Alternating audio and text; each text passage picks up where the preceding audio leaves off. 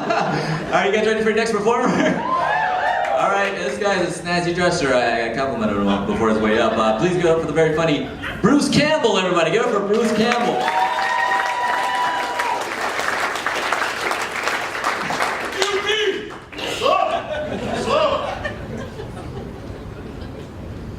Hey, Mark Ridley's Comedy Castle. Woo! Yeah! I am Bruce Campbell, the famous one, not the actor.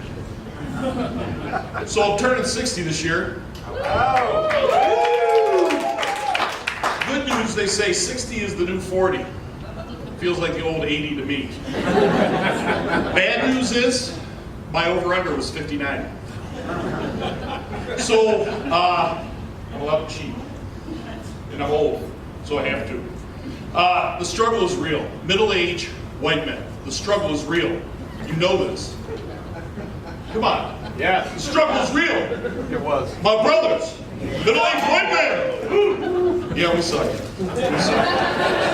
So you don't get all this and get to this age without checking off a few in the lost column. Some of the things I still can do. I can sleep when I'm driving to Lansing.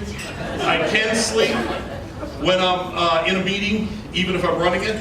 I can sleep in a movie, a TV show, a sermon, for sure, a wedding, a funeral, or when my wife's talking. Ooh, ouch. Hi, hon. When I can't sleep, when I go to bed. First thing I wonder is, what did I miss when I was sleeping today? Second is, my mortality. I'm going to die soon. As I put my CPAP on, I'm wondering, does it have enough oxygen to get me through the night? And then, of course, I got to pee-pee. I got to go pee-pee.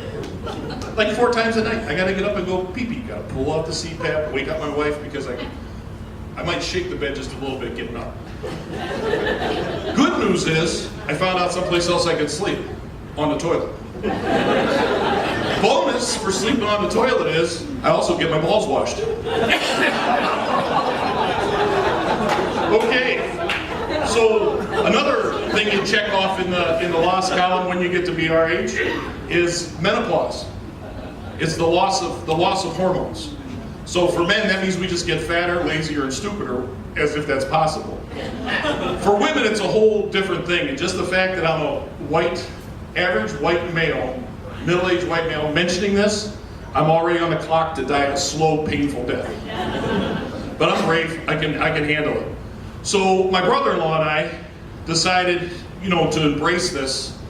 We decided to take our wives to go see Menopause the Musical. Brilliant, really brilliant, really caring guys.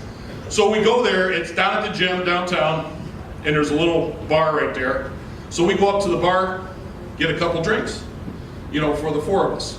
And while we're standing there, these 2 gals come up to us and go, "What are you guys doing here?" And I said, "Oh, we're not here for the show. We're just here to pick up chicks." Yeah, they didn't find that funny at all. So, have you seen these things in the public places? It's, I'm about solutions. It's not just about problems and solutions. So they have these things. They're called mama vas. They're a little yurt or a pod for lactating mothers, breastfeeding. So they could go in there and have these private places where they can breastfeed or pump for their children. And let's do a round of applause for lactating mothers. Everywhere. So why don't they do it for real mothers? For the real mothers that mean something. Menopausal mothers that don't lactate, just scream.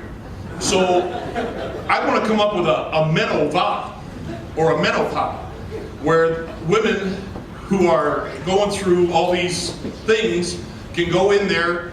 It's 58 degrees. The view is looping through constantly with a little Kenny G music in the background. And the lock is on the outside. And then the next one I have is a Menno Hide.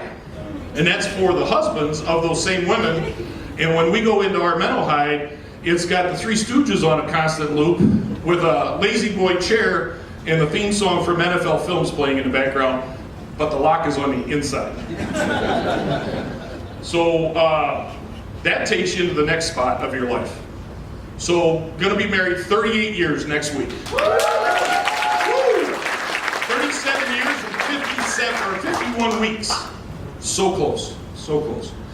Well, if you have been married that long and you haven't found professional help, psychological or legal, then you're not paying attention.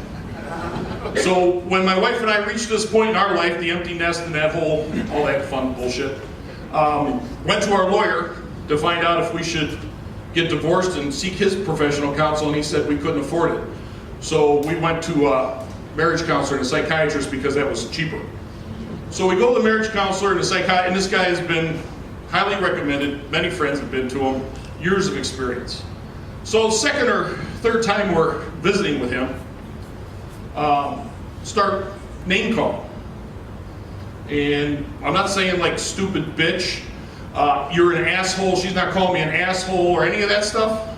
I'm telling her, shut up, senior, and she's telling me, shut up, Bob. And we're going back and forth, and the guy goes, wait a minute, what the hell are you guys talking about? He says, who's RD, who's senior, who's Bob? And I go, shave my wife's head, paint her ass red, that's her dad, senior. And she goes, and when he talks stupid shit like that, that's Bob. And he goes, the guy says, this is the first time in my career. He said, I've had to tell people, no mothers, no kids, it's not all about the money. I've never had to anybody tell anybody, no fathers. But you two, no fathers. So the moral of that story is, I don't care how good a swimmer you are, you can't swim out of your gene pool. Not even Michael Phelps could do that. So the other part of being married for 38 years is, you know, if I'd have killed her on our first date, I'd have gotten out on good behavior by now. I'm just looking for parole. I'm just looking for like a week of parole. Please, please. All right, so I'm trying to be cool and hip and stay up on all the social media. You know, Facebook, Instagram, Twitter. What is something? Grindr. That's my favorite. Grindr's my favorite. Because depending on how the show goes, I might be out. I might be in play again. So, and I know that Grindr is for the alternative lifestyle and all that, and I'm okay with that. Because on Grindr, they actually have a subcategory for chubby lovers. I got that covered. They don't have that on Ashley Madison. So, you know, and the whole thing about Facebook, you know, Facebook is the most popular, so it sucks the most. I mean, do you really think people want to see pictures of your walks? I mean, you're going on a trail run. Nobody cares because you're walking. So, anyhow, after the second time my wife unfriended me on Facebook, and that's just on Facebook, I started an alternative unsocial network called Ask Facebook. So you can follow me on Bruce at askfacebook.org/bite me. Have a great night.